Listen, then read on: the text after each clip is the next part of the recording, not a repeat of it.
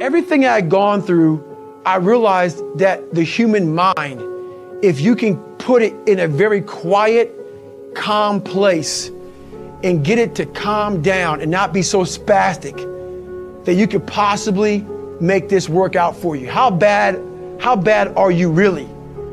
So I calmed myself down and I had to make this enormous thing small. I had 30 more miles to run and my body was in the worst shape in my entire life, the worst pain I ever felt in my life. So I broke this 30 miles thing down. I broke it down to small chunks.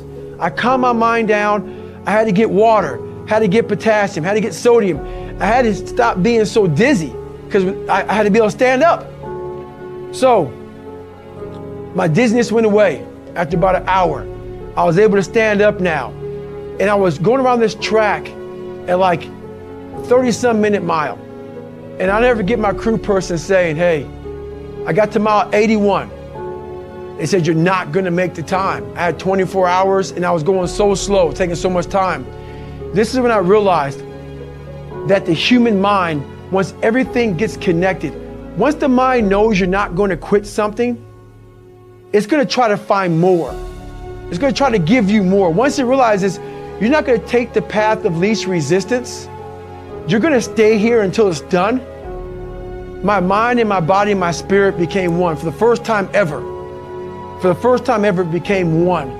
And I went to a level that I never thought was humanly possible for myself or anybody else. In that shape that I was in, I was able to run 19 miles. And I ran 19 miles, did 100 miles, actually did one more mile. I did 101 miles in 18 hours and 56 minutes.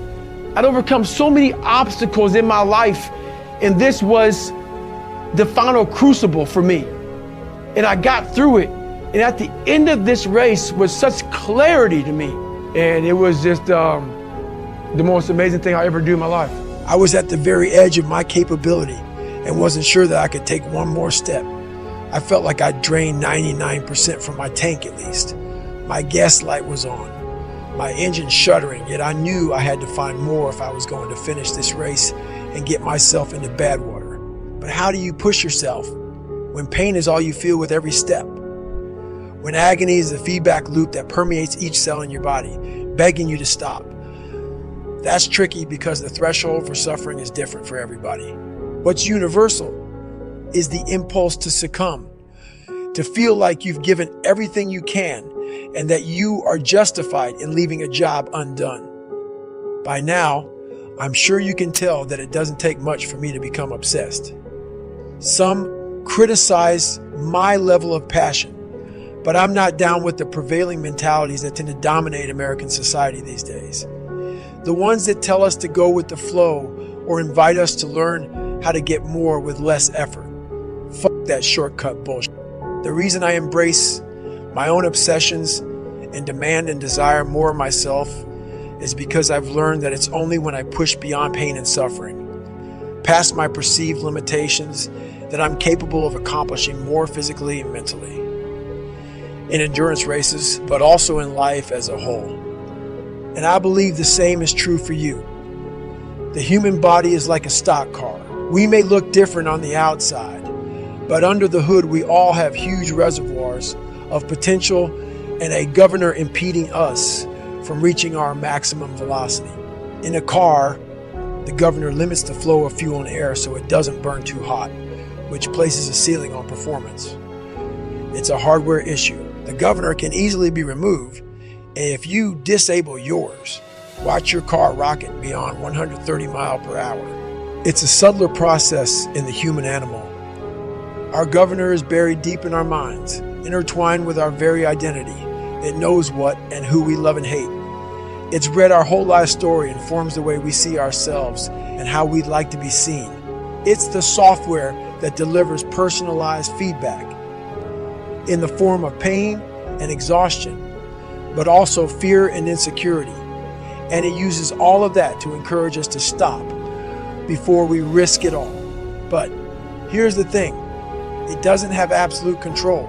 Unlike the governor in an engine, ours can't stop us unless we buy into its bullshit and agree to quit. Sadly, most of us give up when we've only given around 40% of our maximum effort.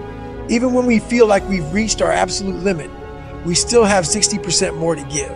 That's the governor in action. Once you know that to be true, it's simply a matter of stretching your pain tolerance, letting go of your identity and all your self-limiting stories so you can get to 60%, then 80% and beyond without giving up. I call this the 40% rule. And the reason it's so powerful is that if you follow it, you will unlock your mind to new levels of performance and excellence in sports and in life.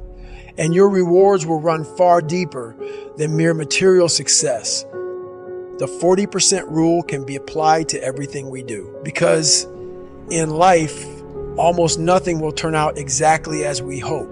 There are always challenges, and whether we are at work or school or feeling tested within our most intimate or important relationships, we will all be tempted to walk away from commitments, give up on our goals and dreams, and sell our own happiness short at some point, because we will feel empty, like we have no more to give when we haven't tapped even half of the treasure buried deep in our minds, hearts, and souls. I know how it feels to be approaching an energetic dead end. I've been there too many times to count. I understand the temptation to sell short, but I also know that impulse is driven by your mind's desire for comfort, and it's not telling you the truth. It's your identity trying to find sanctuary, not help you grow.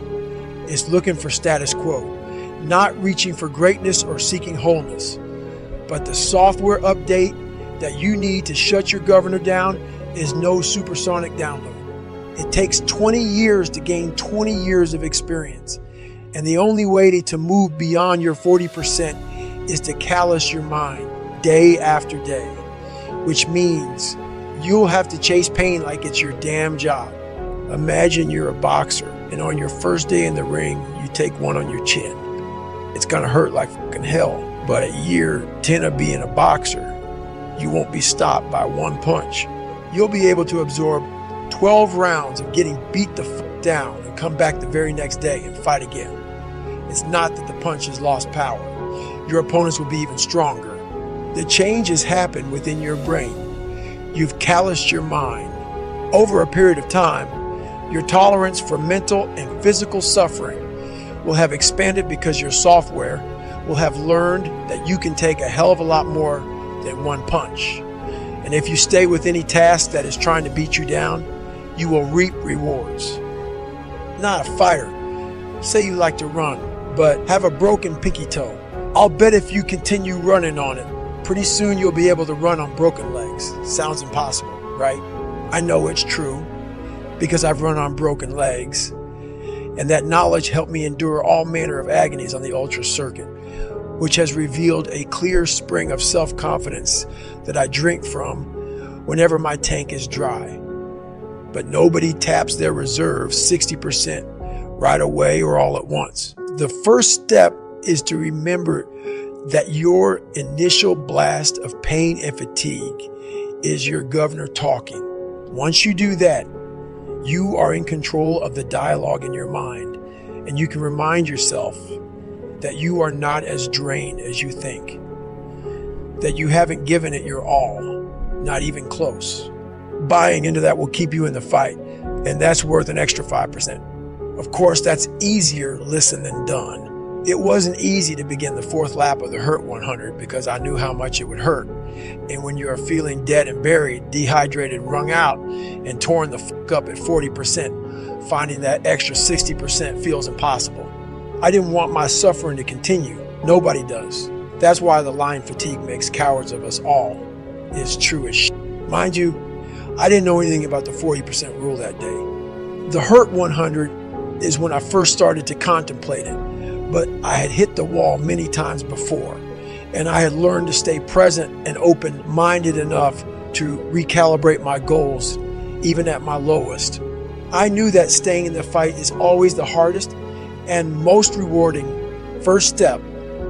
Of course, it's easy to be open-minded when you leave yoga class and are taking a stroll by the beach, but when you're suffering, keeping an open mind is hard work.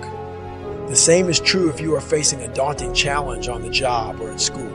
Maybe you are tackling a 100-question test and know that you bricked the first 50. At that point, it's extremely difficult to maintain the necessary discipline to force yourself to keep taking the test seriously. It's also imperative that you find it, because in every failure, there is something to be gained, even if it's only practice for the next test you'll have to take, because that next test is coming. That's a guarantee. The 1 second decision is, I had to live through that 1 second decision several times during this race. So this race took me 100 and some hours, okay? And this is what people don't get. For you to finish that race, even though I DNF'd, I still finished in the time. So there's a lot of pride in that. So what I do in that 1 second, because we all think about quitting, it's hard. But what you have to do in that 1 second is hard to process information during pain, because that pain takes over and you can't think rationally. You're thinking about fight or flight, save yourself. That's not a rational thought. It's not a thought that's going to get you through hard times. Most people fail that 1 second. So what happens, what I do in that 1 second, and there's a bigger process to all this, but in that 1 second, I physically stayed in that water. Because if I get out of the water, I quit. So I physically stay in the water, but mentally, I'm on the beach with the instructors. And the instructors, it's cold outside, so they got these parkas on. They got their cup of Joe, and they're warm because they've already been through it. So now it's your turn to go through it. So mentally, I get back with them. I'm still in the water physically, but mentally, I'm back with them. I'm chilling. I got my parka on, and now I'm thinking logically because I'm warm now. Mentally, I'm warm. I've taken that 1 second. Let's not quit yet, Goggins. Let's think about your options. Where are you going to end up if you quit this? Where are you going to go? What are you going to say to yourself? Because you know you're going to get warm. The second you get out of this water, you could take a shower and you could be warm. And in 5 days, you could be out. So I start thinking logically. I calm my brain down because your brain just wants to get out. Ring the bell, push your helmet down, get warm, and then you're really And these are the things you have to think about in the 1 second decision. So that's what that's all about. It's about gaining control of your mind, putting things back in the proper perspective, and then saying, I really do want to be here. And I'm going to have a bunch of these 1 seconds through this 130-hour journey. And I have to learn to control these, because if I fail one of these 1 seconds, I will not be a SEAL. I will not be a doctor. I will not be a lawyer. I will not be whatever the it is. So that's how important that 1 second decision is.